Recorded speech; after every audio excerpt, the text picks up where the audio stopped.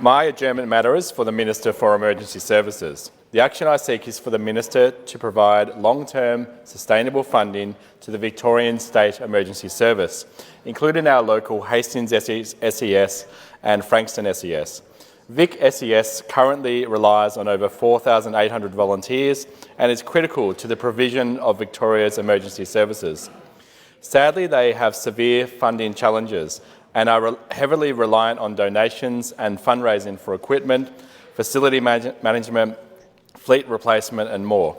This reliance on donations is unsustainable, subject to great volatility, and takes volunteer time away from and additional to core tasks.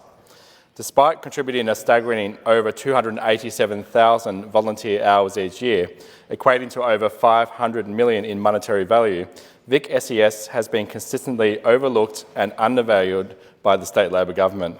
Further, Vic SES is not included in the current Victorian Fire Services levy, despite being the control agency for 74% of the costs associated with disasters by natural hazards across the state. This is unlike any other state in Australia where there are broader emergency service levies.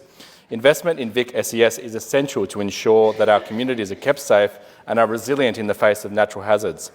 Locally, SES Hastings and SES Frankston tirelessly serve our community by protecting us from environmental hazards, as do other organisations with volunteers servicing the Mornington electorate, like the Mornington, Mount Eliza, Muriduck, Mount Martha and Baxter CFAs, the Mornington and Mount Martha Lifesaving Clubs, Volunteer Coast Guard and so many others who dedicate their time and resources to keep us safe. In fact, just the other week I had the pleasure of visiting Mount Martha Lifesaving Club's thank you event.